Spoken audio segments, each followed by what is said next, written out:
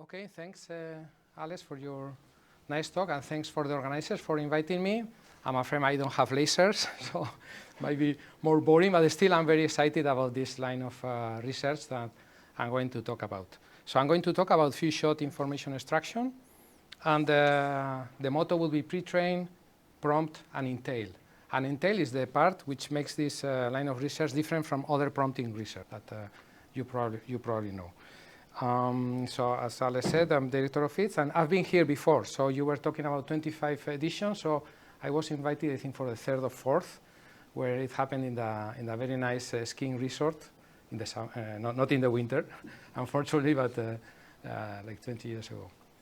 Okay, so this work I did in collaboration with people from the University of the Basque Country and the ITS Research Center for Language Technology, and also with Bonan and Howling from Radio and BBN in the US. So why am I going to talk about few-shot information extraction? So as you probably know, apart from the buzz of large pre-trained language models, many companies in the world are struggling to apply NLP to the tasks that they have in hand.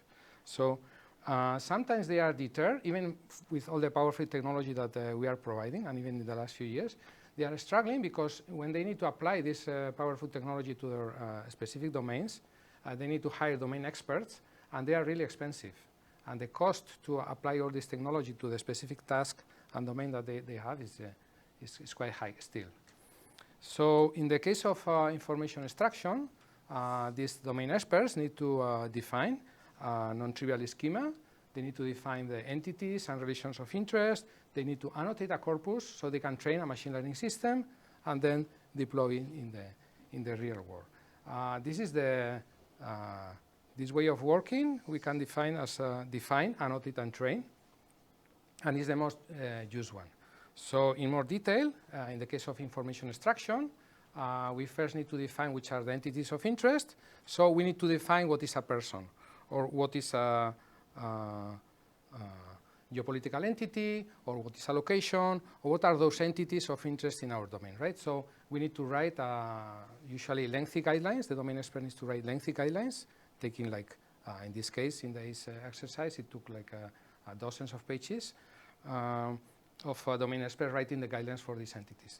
The same needs to be done for events. If you are interested in event extraction, then you need to define events in your domain. Dying is an interesting event. So you need to define what dying is, when you have an event about dying in a text. The same thing happens with relation extraction, where you have two entities, and you want to know, for instance, in the domain of corporate acquisitions and employees, you want to know whether somebody is an employee of some other company. You need to define what is this in these guidelines. And it takes a lot of time just to define. Then you probably have the same domain expert, or probably if you're a larger company, some other domain experts, and they need to take these guidelines and go and annotate an example, right? So you have an example like this one, with John Smith, an executive, and you want to extract what are the relations and events here. And for that, you need to tell the domain expert to first annotate with all those entities and relations of interest. Okay? So here we have 4 entities, a person, organization, a geopolitical entity, and a date. You need to, the domain expert needs to again annotate the dying event, and then it needs to recognize whether there is any of the relations of interest here, and there is, because one is employee of the organization. And then which are the arguments of the event that took place. And in this case, we have 3 arguments because we have the victim of the dying event, the place, and the time, right? And this is really costly. And lastly, we train. Okay, we are NLP experts here, so most of us, we love training. We take data sets, we train, and we have our experiments. But in real life, the costliest part is not this training. The costliest part is by far this definition and annotation. Okay, so why few-shot information extraction? So that's the motivation, the high cost of developing information extraction systems, and I'm going to present in this longer talk that it's possible to define another alternative way of working, which reminiscent in a way to the knowledge-based way of writing rules in the past. And the idea is that we are going to define an interactive workflow where the domain experts are going to verbalize, they are going to define in English the entities and relations of interest in such a way that they are operationable. They can be run. So they define the relations and entities of interest briefly, and then they can run them, and then they can check whether they work well or not, and they annotate. Okay? So for instance, they would define, I don't know if can you see this font? Yes, okay. So this definition is, for instance, for person, we'll have a very succinct definition because we want to work fast and we want to be cost effective. So it's just that X is a person. That's the definition for the entity person. Or X is a date. That's the definition for date. Okay? For relations, for events, if an event refers to a death, then we have a dying event. Right? That's all we'll have. Something really simple. If X is an employee of Y, then that means that there's the relation employee of. Right? And if we have the argument X died, that's the victim. And if someone had an event in X, that's the place where the event happened. Something simple like this. And we show that we can actually run this. Thanks to the language models that we have now, we can actually run these definitions. So we can annotate this example automatically just with that very simple definitions. Right? Of course, there could be error. There's first iteration, there will be error. Probably, so in this case, for instance, it says that the victim of the dying event is an organization, which is wrong. So we can tell the domain expert to correct this and annotate. And also, we can iterate and probably change some of the definitions so they work better and annotate, and then iterate a few times until we have a good system. So I'm going to try to convince you that this new workflow where we verbalize while defining, no problem, is 10 times more effective as measured by the time of domain experts, which, as I said, is the most costliest part, and it's also friendlier because annotation is a cumbersome task. Okay, so that's going to be the focus of my talk. But before we arrive there, I'm going to spend some minutes introducing some concepts. So why is this possible now and not 2 years, 3 years, 4 years ago, or 20 years ago? And this is thanks to large pre-trained language models, and especially because now we are able to recast NLP tasks like information extraction into natural language using instructions and prompts. And that's, as some of you probably know, that's one of the main paradigms of interest in NLP. But we have a twist here in this talk, and is that language models have limited inference capability. That's another thing that I'm going to try to show you. And because of this limited inference capability, this not always works as optimally as we would like. So what I'm going to focus is first, before applying the pre-trained language models, we are going to improve their inference ability using so-called entailment datasets, where we are going to teach them, in a way, to do some inferences, and then we are going to recast information extraction as an entailment problem with English. Okay? So it's like prompting plus entailment. Okay, so this is the plan for the talk. As I said, until we arrive to the last part, we are going to go through the details. This is an NLP conference, a speech conference, dialogue conference. I guess many of you already know the concepts about pre-training and prompting, maybe not so much about entailment, but still I want to introduce them in such a way that the final part of the talk is understandable. Okay? So I'll start with pre-trained language models.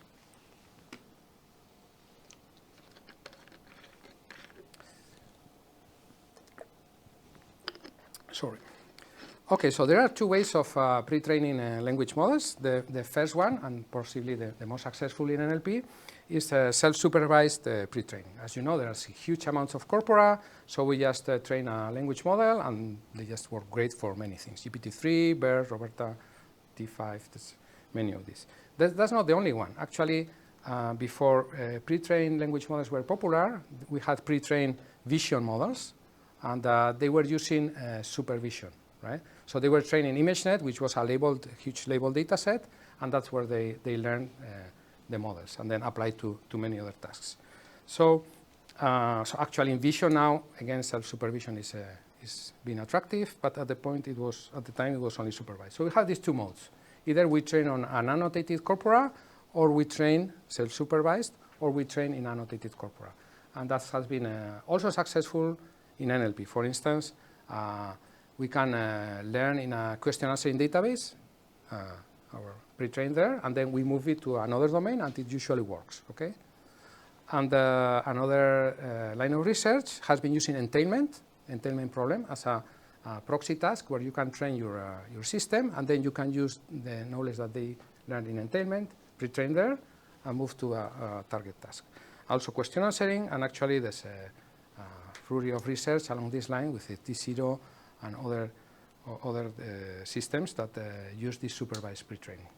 Actually here we are going to use both, because we are going to pre-train as a language model, and then we are going to move this pre-trained language model and pre-train it in an entailment model. Okay? So we are going to combine both modes of supervision. But I'll leave entailment for later. Okay?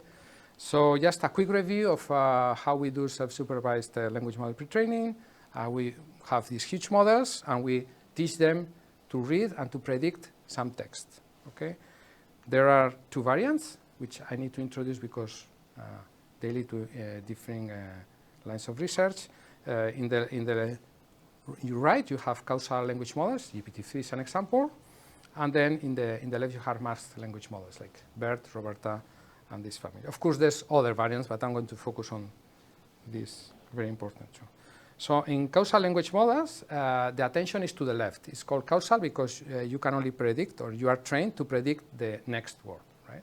So in this case, having read the sky is, we are going to use running text, where we know that the next word is blue, to produce, in a forward pass, we produce the probability distribution of all possible words after the sky is. And then as we know that it is blue, we are going to backpropagate and teach this large language model that the next word is blue. So we are going to update the parameters to optimize the probability of blue in this context. Okay. At inference, we just introduce a prefix, and when we do a forward pass, we are going to get the probability distribution. We can sample this probability distribution. We obtain clear, and now we input clear, and this is how we generate text with GPT, for instance. Clear today until we arrive to end of sentence. So masked language models like BERT are slightly different because they have access to the context to the left and right. They don't go from left to right because you can mask, for instance, one word, like here, and we are going to train this again, large transformer language model to guess which is the missing word. Right? This is slightly different because now we have access to the right context, and we have more information about the context than causal language models. So they are not. Seems like a subtle difference, but makes a big difference in practice. So again, the loss is cross-entropy loss on the masked word. So here we know that the right word is blue, so we backpropagate and we learn these models. At inference, it can fill the explicitly masked token. So in this case, as we have more context, we are not going to produce the probabilities for the and the falling in this context will be much lower because we know that there's a end of sentence, right? So probably other words will have a higher probability. Okay, so this is how we pre-train these language models. How do we use them? So the main mode of use is to fine-tune them to the task. So we have these pre-trained models, and now we have an interesting task like sentiment analysis, and we can use these pre-trained language models. We add a classification head, and we have a training example. So in that classification head, we run the example, the sky is fantastic. We know it's positive. So this classification head, we train that so the loss, the cross-entropy loss of positive is as low as possible, and we update the parameters by backpropagation. Okay? This is fine-tuning. We can do this with one or the other. So this led to very strong improvements. The neural revolution incontestably was there. The state of the art improved in anything, any task, any NLP task where there is data, it just improved. And even when there is a small amount of data, it also improved. Fortunately, the size of language models also increased, and this is something which I'll talk about, because now in academia, I come from a university, in academia it's very hard to produce the very large language models. So we can use them, but it's very difficult to produce them and to do research on these very large language models, as you probably know. Okay, why does pre-training, why is it so effective? So in a way, this guessing the missing word is a very difficult task. You need to know a lot about the language, about the syntax, about morphology, about semantics, about the world, about common sense. You need to know lots of things in either to do this. And you have huge amounts of data. So this is ideal for machine learning. You have so much data. So you can train these huge, very large language models with all that language model. And when we are going to do fine-tuning, instead of learning everything about semantic analysis or semantic analysis in English or in Czech or in any language, we just can use all the knowledge that the language model knows about this. So it's great. It's win-win. Okay. So this was the state of the art in NLP up to 2 years ago, and now it started to change. So this is the state of the art when you have a lot of training data, but we'll see that prompting can help you when you have less amounts of data. So what is prompt learning? So the idea here is that we are going to go one step further, and as we know that these language models know a lot about the language, we are going to recast our target task, say sentiment analysis, in a way that it is going to be exactly as if it was a running language.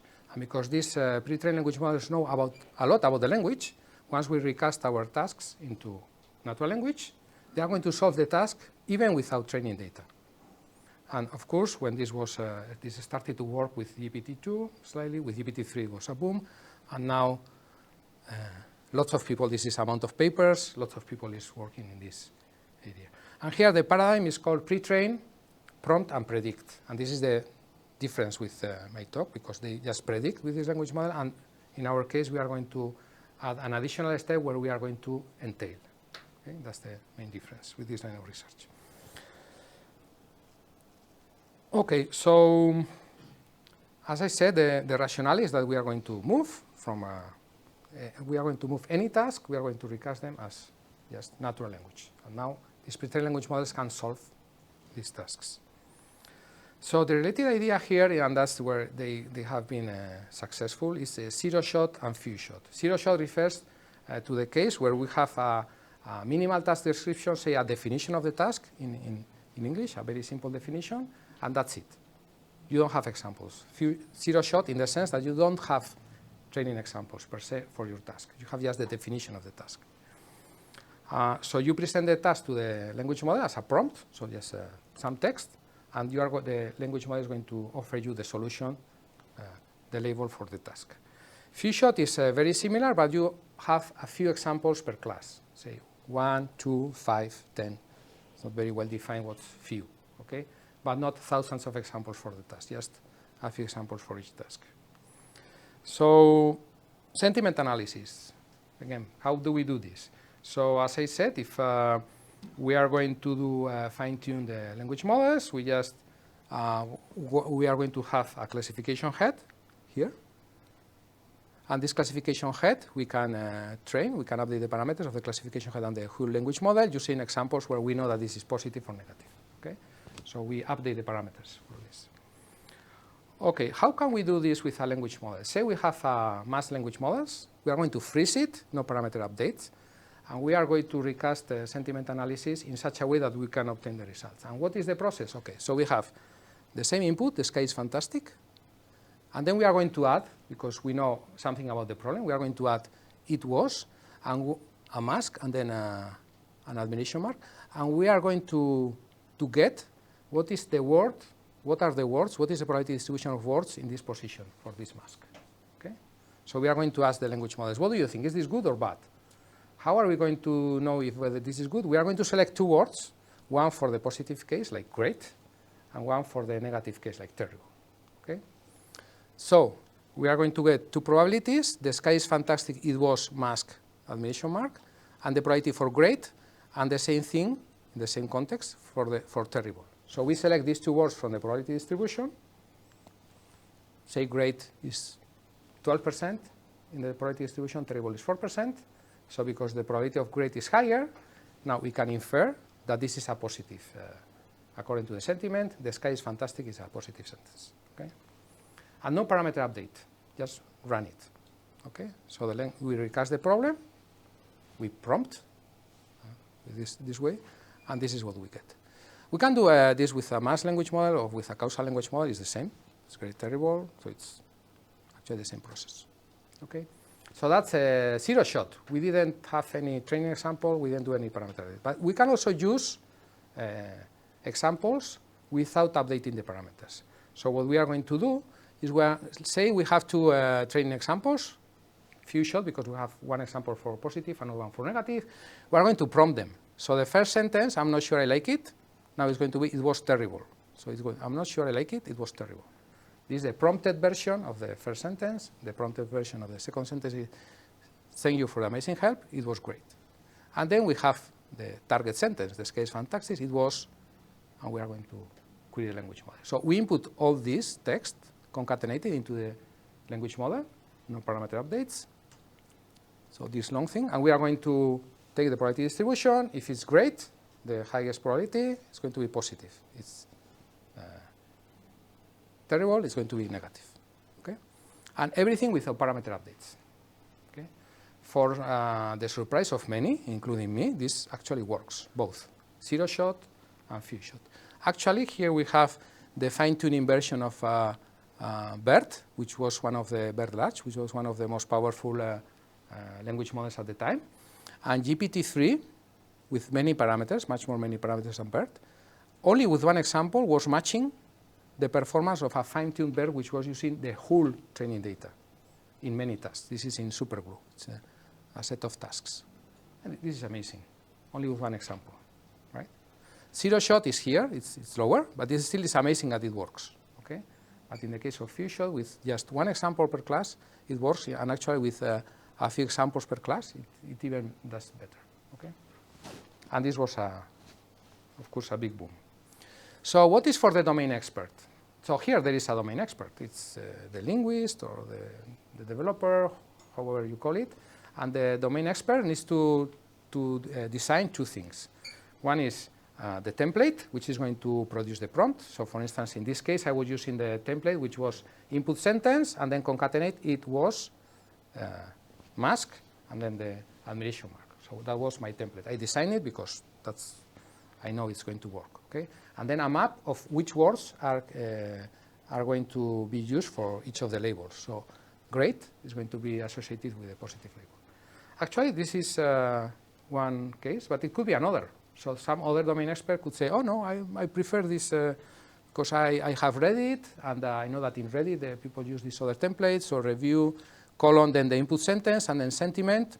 And then I'll just prompt positive and negative. So positive word would be linked to the positive label, negative. Okay, so there's a whole universe of people writing prompts now to make this work. Okay. So the results were really good, especially with the largest GPT-3 models. That's where, so when you have these huge models, it starts to work. With smaller models, it doesn't work, but with the largest, it starts to work, even with no parameter update. It is true that there's a large variance, and it's also true that where do you include the knowledge that the domain expert has? Where do you include the experiments that he does when he's developing prompts? So there's some discussion whether that's really, truly few shot, because if you are using more examples or to test your system, then you are developing the prompts using more training data, but in the end, it works, right? Zero shot and few shot. Okay, so this is without parameter updates, but actually, why not update the parameters? So, I mean, GPT-3 works without parameter updates, but it's because it's huge and it's very costly to update the parameters. But what happens to smaller models where it's cost-effective to update? So again, back to the table. So in traditional fine-tuning, when we update the parameters, we have this classification head here, and we update the parameters according to positive or negative. And we input this, we know this positive, and cross-entropy loss, we update the parameters. Okay. Now we are going to do something different because we are prompting. Now we are going to have access. So first, sorry, I jumped one ahead. So fine-tuning with few shot, with zero shot it doesn't work. With few shot, it takes a lot of time for it to train, right? It needs a lot of training data. For the few shot, with just one example, it doesn't work. Okay. So how can we use prompting? So we just, instead of training in the fine-tuning way, we are going to prompt examples, and we are going to train the language models with the prompting examples. Okay? So instead of doing what I just showed with the classification head, every training example we are going to cast it as a prompt training example.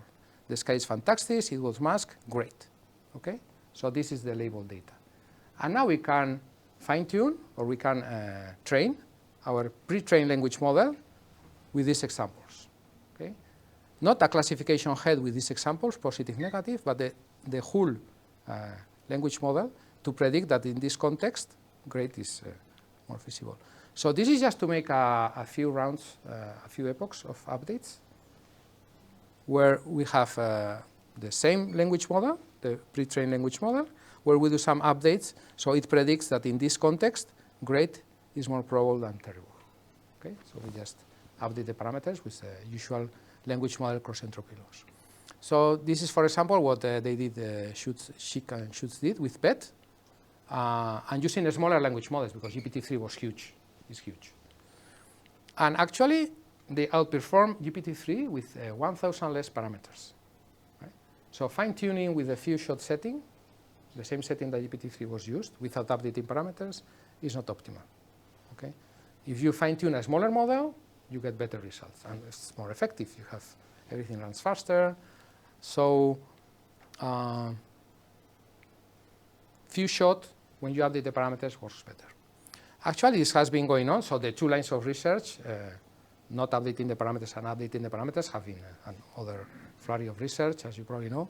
And there's also a more recent paper called TFU, and they follow the PET idea, and they are still improving the results. And with 80 times less parameters, they are more efficient than the GPT-3, and it's 1,000 times faster. So it's continuing to happen. This updating the parameters works better.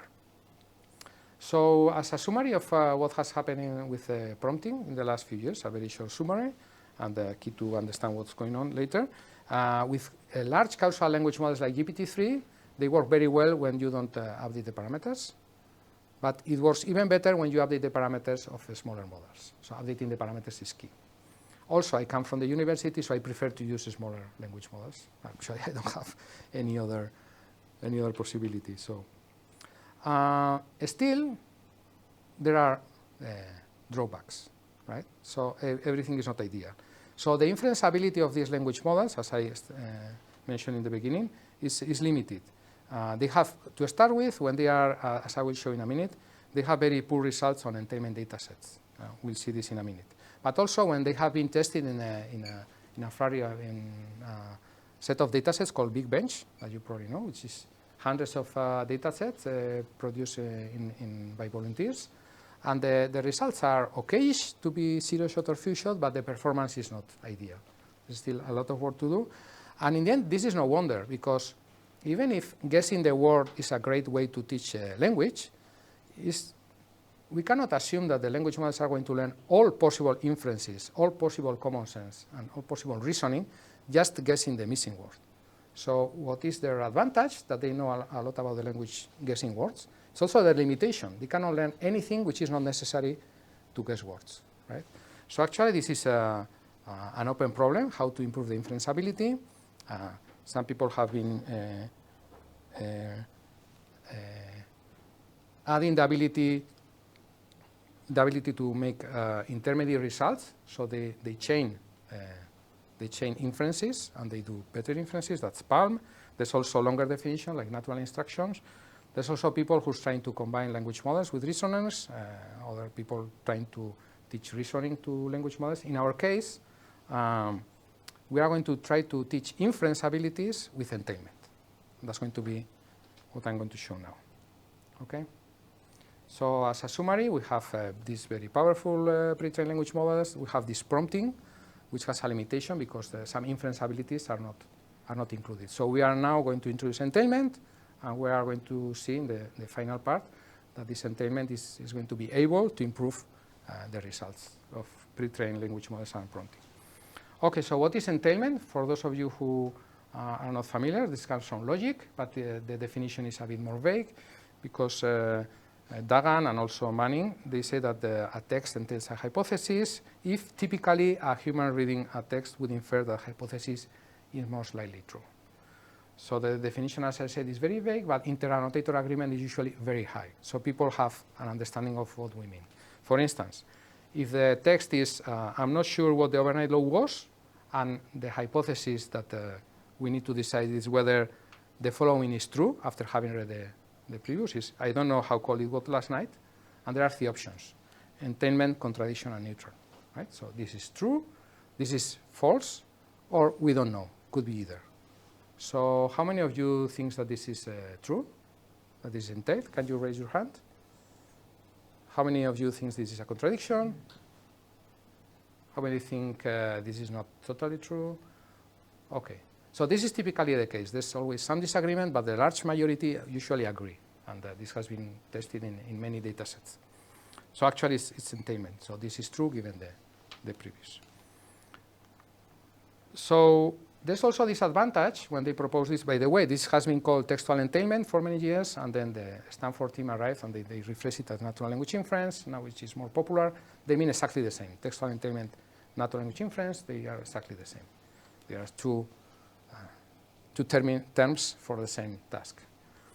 So actually, they are good because you can use entailment to check many problems. So you can you have a linguistic, you are interested in things like lexical entailment, quantification, lexical ambiguity, modality, common sense. You need all of those plus compositional grounding to do well entailment. Right? So in principle, this was proposed to merge all fields of NLP and test whether they make a difference. They also can be used entailment so you can cast nearly any NLP task except generation into entailment. We'll see this for information extraction in a minute, right?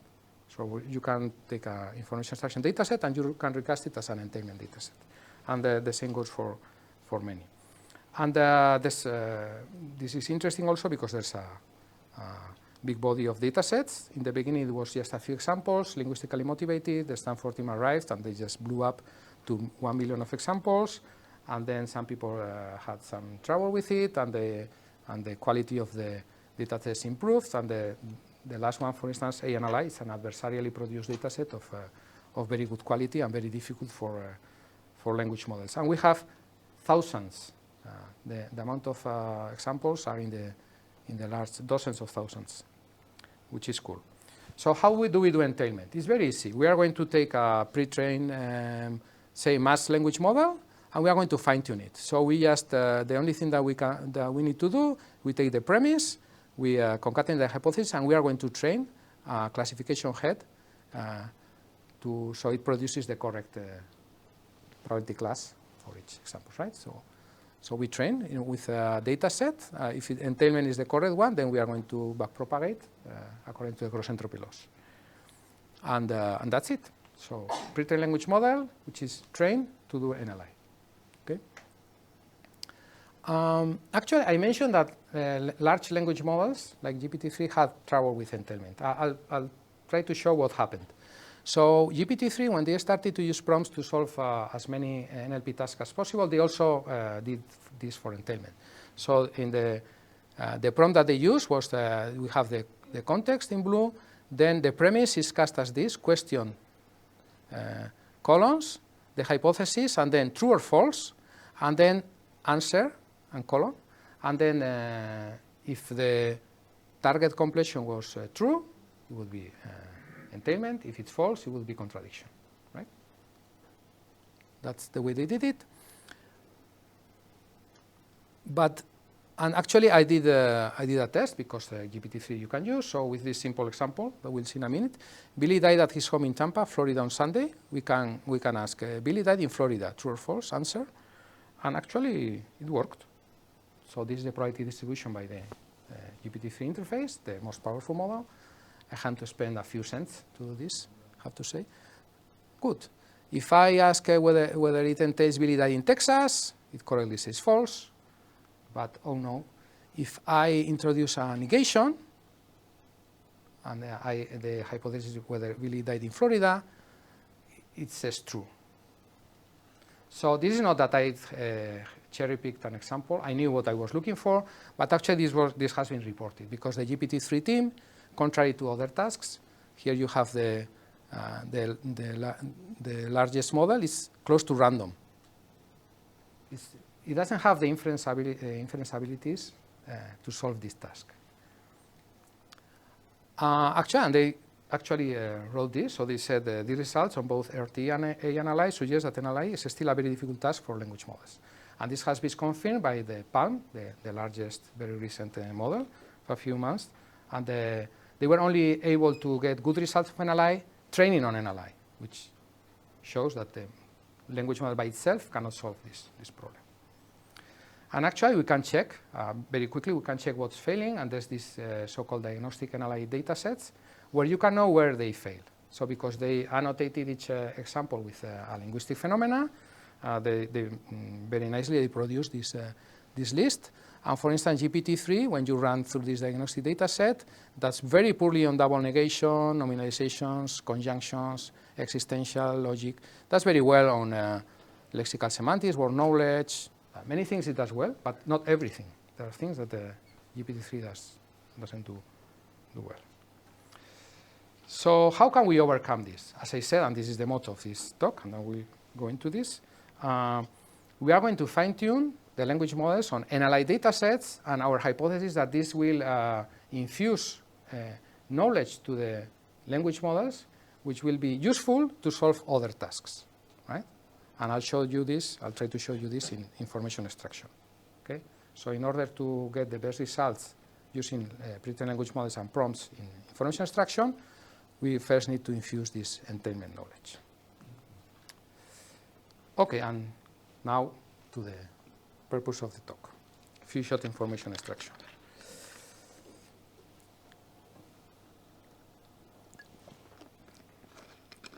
Oops. So how much time do I have?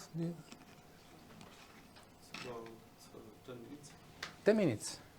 I started a bit later. So 15. Okay. 15 minutes according to my, sorry about this. We have a short coffee break, but I started late, so I think I have 15, okay? So, okay. Okay, if I have to rush in the end of, and if anybody has questions later, just approach me. It's a small conference, so we'll make it. So what is our proposal? So we are going to use smaller masked language models, and, because they are, the parameters can be updated effectively, and also because we are a university.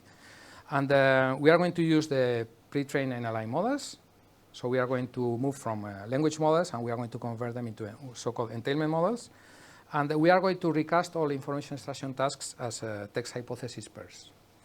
And then we are going to run our entailment model, and it's going to give us a solution, zero shot, no training on information extraction. Or if we have some examples in the few shot case where we have 5 examples per class, we are going to fine tune again on these training examples for information extraction, and as we'll see, we get better results. Actually, we can use the whole data set as well. Okay, and this is what I'm going to present now is a review of our work in the last year and a half on relation extraction, event argument extraction, and a demo paper at NACOL 1 month and a half ago. Okay, so first of all, how are we going to recast information extraction as textual entailment? So in relation extraction, for instance, in relation extraction, we are given 2 entities, Billy, Mays, and Tampa. Right? We are going to have the context. This is a long sentence where we have Billy, Mays, and Tampa. And we need to extract that this relation from the schema, from the ontology, the schema that the domain experts define, holds in this text. And in this case, it says Billy Mays died at his home in Tampa, Florida. So we can ascertain, even if it's longer, that the city of death relation holds for Billy Mays and Tampa in this context. Okay, this is the task. And now we need to recast it as textual entailment. How do we do this? We need so-called a verbalizer. So here it comes the definition from the domain expert. The domain expert says, okay, if I want to recognize whether there is a dying event, I'll just define a dying event as X died in E1. Sorry.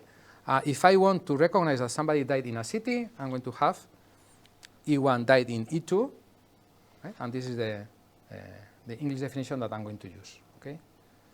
Plus the knowledge that the Tampa is a city. That's another thing. But we have this, this template for this relation. So we are going to take the tuple. We are going to use the verbalizer with the definition from the domain expert, and we are going to have the hypothesis, which is Billy Mays died in Tampa. Okay? So now it's very easy because we have the context and the hypothesis. And now we can run an out-of-the-shelf entailment model, which is going to give us a probability distribution between entailment, neutral, and contradiction. And if it says entailment has the maximum probability, then we know that if this hypothesis holds, according to the domain expert, that we have this relation. Okay. And this is, up to now, we didn't use any training examples, just run the entailment model. Okay. In more detail, we need from the domain expert these templates. These actually the templates that we use. For instance, for date of birth, we have 2 templates, but for age, we only have 1 template. Country of birth, we have 1 birth. And then also the domain expert needs to say which are the valid argument types, right? For instance, to differentiate between country of birth and city of birth, we need to know whether the target entity is city of country, something which is required in this dataset. Okay? So once we have this, we can use the verbalizer, which is just a very simple software which takes a couple and produces all the hypotheses for all possible templates and relations. Right? And this is called the verbalizer. So we have this verbalizer, and then we have the NLI model, which is out of the box. We just take the NLI model, and then we can run it, given the context and all possible hypotheses. We run it, and we get a set of probability distributions of which templates have been entailed. Because we can have several templates per relation, we just take the maximum of the template for each relation, and we have the probability of entailment for each of them. And now we have all the pieces together, the verbalizer, the NLI model, and just a very simple inference where we take the maximum. And now we return the relation with the template with maximum entailment probability. Okay? If no relation has a template with where the entailment probability is the highest, then we return no relation. This is very important because otherwise everything would be some relation. But if none of them is entailed, then we return no relation. And that's it. I guess, I hope I explained it very simply because it's very simple. Just verbalize, you have the hypothesis, run the entailment model, and that's it. And this is totally zero shot, as I said. So how can we make it few shots? So actually, zero shot, by the way, is very interesting and very exciting, but personally, I think that if we have some training data, and usually any domain expert can produce some training data very easily, just if you have the guidance, you have 1 example per class, at least. Because the domain experts always have 1, 2 examples, so why not use them? Okay, we can use them easily, and the only thing we need is we need to recast the labeled examples into context and hypothesis pairs. For instance, if we have an example of city of death, and this is the hypothesis, right? We are going to say that the pair context Billy Mays died in Tampa is entailed, right? And we can fine-tune the entailment model with this extra example. And we can infer that the rest of relations is neutral, because we don't know. Given the context and all of the rest of relations, we don't know if they are entailed or not, so they are neutral. When we have a context and a tuple, and they say there is no relation at all, we know that for the rest of relations, for all the relations, they are in contradiction, because they cannot be entailed. Okay? So we convert information extraction dataset into an entailment dataset, right? And as I mentioned, many datasets like question answering, entailment, summarization, many of them can be recast as hypotheses. So we could use this. We use this with information extraction, or we could use with other tasks. And now we fine-tune our model the same way as we train it on the first time. So we fine-tune the entailment model with these examples. And now we have few shot or full shot with a full data set with all the training examples. Okay. Yeah,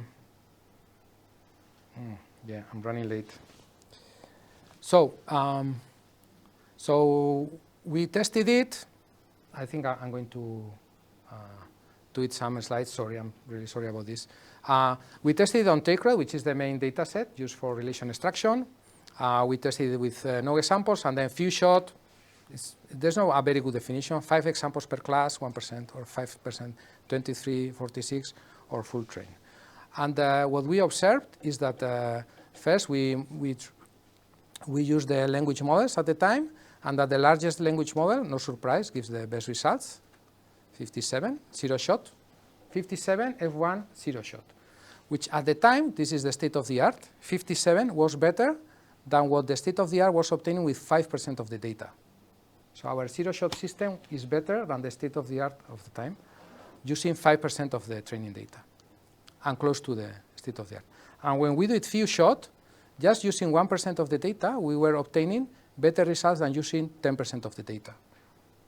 So this model, the prompt, our model using language models, entailment, and prompting, is much more effective than any other model. Actually, we have comparable. We have Roberta here and Roberta here, exactly the same number of parameters, and the results are much better. And this is because the inference abilities that it learned from NLI, which has nothing to do with information extraction, helps it solve information extraction datasets. So what else did we do? We moved to event argument extraction. I think I'm going to skip it because it's the same thing, but for event argument extraction. And event argument extraction is a very similar task, but we have an event, and we need to decide the arguments, like who is the victim, what is the position, that there is a starting position of this person in here. And we also got very good results. Okay, I'm going to test the same idea. And we tested it in ACE and wiki events. Okay, and here we also have zero shot, few shot, and full train. For those familiar with event extraction, this has been a task going on for many years with a lot of focus. I mean, it's not like a data set that we found, a tiny data set where we can claim that we have very good results. ACE is the main event extraction and information extraction data set. And here again, we improve the results all across the board. We have good results, zero shot, better few shot, and also zero shot. But we found 3 interesting things, okay? Some analysis. So in information extraction, when you train a system in one domain, it's very difficult to move to another domain because the ontology, the schema changes. Any of you who has worked with schemas and ontologies, you probably know that it's very difficult to map them. It's crazy. So we did something very simple. We trained with one schema, the examples of one schema, few shot, and then we tested in the other one. Okay? And the results improve. So the ACE and wiki events, which are different information extraction schemas, one is based on what the American government had in mind at the time that they proposed ACE, and the other one is wiki events, which takes events at large in Wikipedia, and the results improve dramatically. So we can implicitly we are teaching the language model to learn from one schema and apply it to the other, using entailment as a bridge. And actually, we beat the state of the art. So we have, in this case, 20 times a reduction of annotated examples with respect to the SOTA. We get the state of the art results with using 20 times less annotated examples, which is big news because it means cost effective. I'm going to skip this. And now the most interesting part is, so is this really cost effective and reproducible? So we one of our computational linguists, which was not working on information extraction at all, we asked her to redo all the templates, right? Because they have been done by the developer team. So we say, okay, is this reproducible, or are we cheating with ourselves, writing all these prompts and generating them? So the results were completely reproducible, very similar results, and she had no contact with the developer team. And also, she said something very interesting, is that she had experience as an annotator, and she said that writing templates is much more friendlier than annotating. Any of you annotating, you know it's cumbersome because you annotate 100 examples, okay, but then when you have to annotate 1,000, 2,000, it's nightmare. It kills you. I've been there. So this is much, much friendlier. Writing these prompts, these definitions, is much more joyful. So she was very excited. Okay, we also did a check of time, because if we are going to measure cost effectiveness, we need to actually time the domain experts. Okay, so we timed her. In the case of prompts, we only gave her 15 minutes per relation. 50 minutes per relation, no more. She had to stop. Actually, she said, okay, that's okay. I wouldn't need much more time. And so it took her 5 hours to do all the work for ACE and something more for wiki events. And then we wanted to compare it with the annotation time for ACE. Unfortunately, the ACE team didn't release how much time it took them, but it's a lot because they had very powerful, quality was very important, so they have teams. So it was a very costly process. In our case, we tell her, okay, you just annotate as fast as possible. And the estimate was 180 hours for the whole data set, which is an underestimation because if you want quality, you cannot do this. But still, we wanted to have... And when we compare the effort, if we were to spend 9 hours in our framework, she would spend 5 hours writing the prompts and then 4 hours annotating some examples. And we are here on the 60s. But if you only use the annotations with a regular state-of-the-art system, you are on the 30s. Okay, so an improvement of more than 20 points. And this happens across all the time frames. So if you give more time, like 23 hours, you have this. It's much more cost-effective to spend your time writing prompts and then annotating than just annotating. So it's not an artifact of that we spend a lot of time doing prompting and that's why we get better results. It's actually much more cost-effective in hours. Actually, with 23 hours, 10% of train, our results match a fine-tuned model, which is much more costly. So it's at least 10 times more costly in time, with the same amount of parameters. Okay, so we show that this is very, very effective. For the first time, it allows transfer across schemas, which, as far as we know, hasn't been reported before, with no effort, because you just take the annotations, and then you can go from one to the other. 8 times less effort. And now it's feasible to build an interface where a domain expert writes the definitions, runs them, and then annotates iteratively, which is more enjoyable according to our expert. And actually, this is what we did.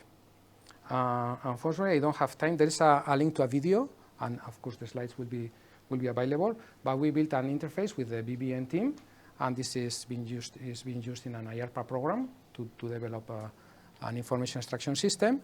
And we apply it to 4 tasks. So this is an interface where you can easily write your templates. I'll go very quickly. You can write the templates. This is all in the video. Then you can annotate an example. You can see what is wrong. You can change the definitions. Or you can annotate and say, Florida is not a city. Florida is actually a state. And things like this. And it's really, really friendly and fast. You can develop an information extraction system in just a few minutes. Okay, so for the conclusions, I try to convince you that pre-train, prompt, and entail works, where entail is the keyword, which makes different our line of research from others. And we are using smaller mask language models. So smaller language models and entailment. They allow few-shot information extraction, and this is really cost-effective, and it leads to a new workflow, reminiscence to the previous knowledge-based way of working, where the domain expert writes something and then it can run them. The cost is lower and it's friendlier. So there is the slides are in my website, and all the code for reproducibility is there, and the templates and everything. As for the future, we are looking for real use cases. So one is the IARPA program, the United States project, where we are using this for the events of their interest, but we are also looking at interaction with companies, so we can actually check if this is true in the real life, not in our laboratory conditions. And also because if this works, it means that this could be generalized to other tasks. So we are checking whether entailment is key for other tasks as well, and we have students doing this. We want to compare it to head with language models which don't use entailment. And in the end, this is linked to the larger line of research where we want to combine language models with reasoning power and with inference power. Okay, so thank you. I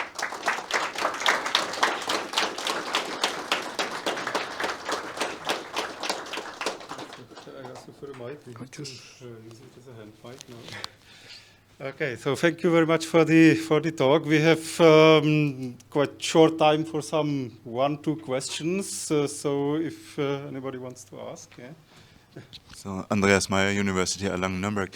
So the reason why you get independent of the schema is because you use the verbalizer that essentially maps everything into like a natural language, and therefore you don't need it anymore. So actually, yes. Yeah, actually we didn't have time to look into details, but because the relations and the entities in the schemas are not totally overlapping, so there are new things. Our hypothesis is that yes, you can do like a soft mapping because you are using this natural language to map among them. But we also think that because we are fine-tuning the language model, the entailment model on those verbalized examples, it's also learning inferences that are useful for extracting information in the other schema. So there is this interaction between actually. Imagine that you have the same relation in the two schemas, so they would be verbalized similarly. So, of course, it goes from one to the other for free.